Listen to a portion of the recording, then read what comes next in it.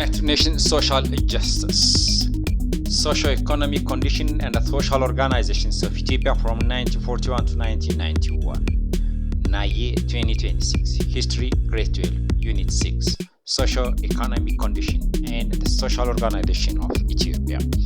የኢትዮጵያ ኢኮኖሚ ፖለቲካና የእርሻ ሁኔታ ከ1941 እስከ 1991 ዓ.ም ዩናይትድ ኔሽንስ ሶሻል ጀስቲስ ናዬ 2016 ላይ የሚያቀርብላችሁ የ12ኛ ክፍል ዩኒት 6 ሂስትሪ ነው። ዩናይትድ ኔሽንስ ሶሻል ጀስቲስ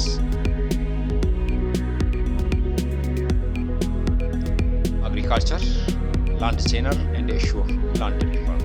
በዚህ ርዕስ የምናየው አግሪካልቸርን፣ ላንድ ቴነርን ኤንድ ኢሹ ኦፍ ላንድ ሪፎርም ይሆናል ማለት ነው።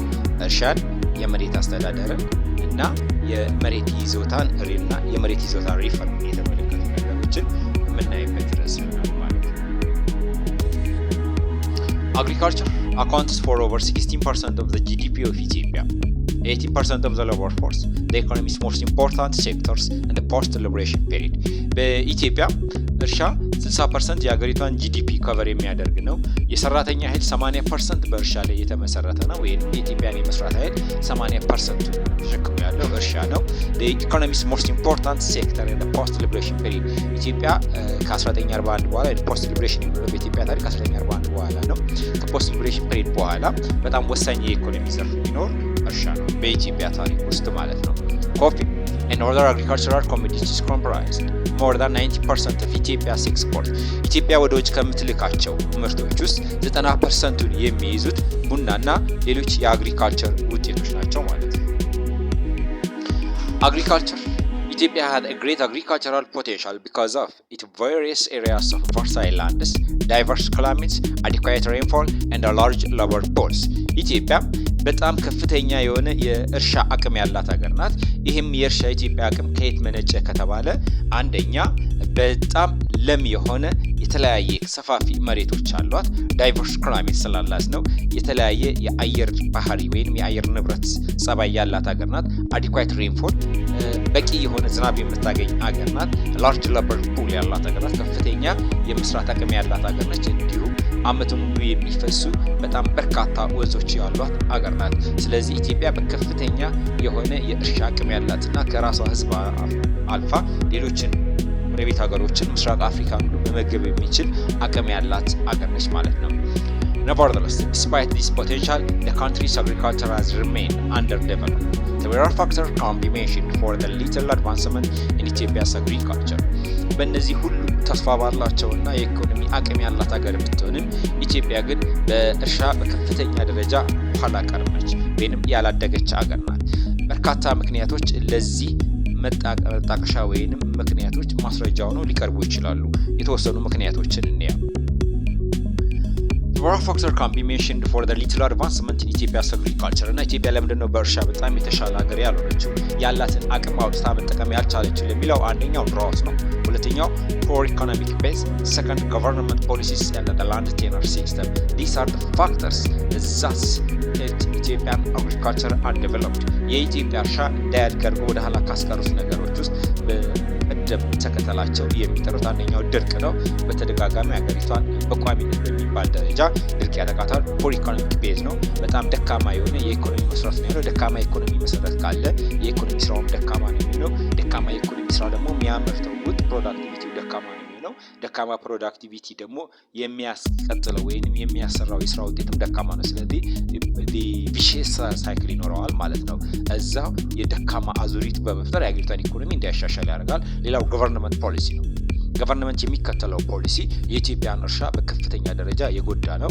ላንድ ቴነር ሲስተማችን ወይንም የመሬት ይዞታ ሲስተማችንም በከፍተኛ ደረጃ የኢትዮጵያን አግሪካልቸር ወደ ኋላ እያስቀረ ነው ማለት ነው። ይህ ዩናይትድ ኔሽንስ ሶሻል ጀስቲስ droughts previously affected the countries to this day እና በተደጋጋሚ በድራውትስ ድርቅ ከሚያጠቃቸው ሀገሮች ኢትዮጵያ ናት።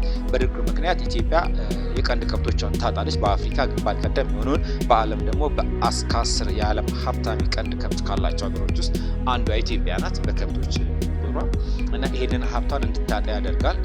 ከብቶች ሞቱ ማለት እርሻውም አብሮ በከፍተኛ ደረጃ የሚዳከም ነው። ምክንያቱም የኢትዮጵያ እርሻ የተመሰረተው በከብት ጉልበት ላይ ነው አብዛኛው የሚሰሩት ከብቶች ናቸው። ስለዚህ ድርቅ ደግሞ በመጀመሪያ የሚያጠቃው ከብቶችን ነው። የከብቶች መጎዳት ደግሞ በቀጥታ ኢኮኖሚ ላይ ቀጥተኛ ጉዳት ያመጣል። Poor economic base, low productivity, weak infrastructure and a low level of technology. These are the factors for the less advancement in agriculture of Ethiopia.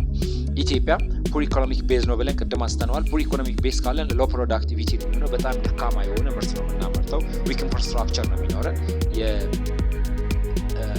መሰረተ ልማቶች በጣም ደካማ ይሆናሉ። ደካማ ትምህርት ቤቶች፣ ደካማ የጤና ተቋማት፣ ያልተደራጀ የመንግስት አሰራር፣ ደካማ የመንገድ አገልግሎት ነው። እነዚህ ነገሮች ደግሞ ገበሬዎቹ ይታመማሉ። በህመም ምክንያት ተገቢውን የሆነ ምርት አያመርቱም። ከብቶቻቸው ይታመማሉ፣ ተገቢውን ጥቅም አይሰጡም።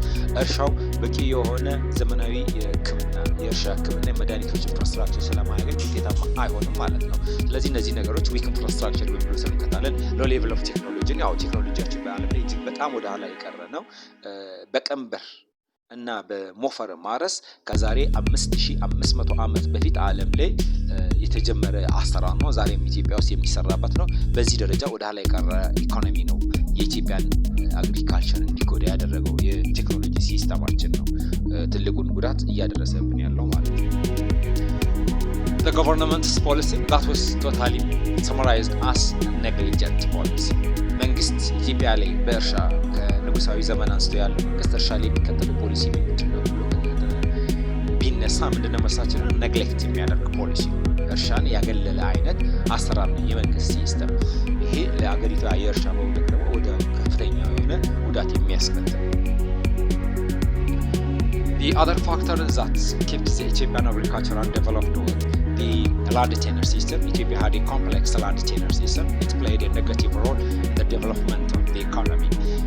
በኢትዮጵያ እርሻ ካቀጨሉት ነገሮች አንደኛው የመሬት ይዞታ ሲስተማችን ነው። ይሄ የመሬት ይዞታ አካሄዳችን ደግሞ በጣም የተወሳሰበ እና በኢኮኖሚክ ዴቨሎፕመንት ላይ ኔጌቲቭ የሆነ ወይንም አሉታዊ ተጽዕኖ ያሳደረ ነው ማለት ነው።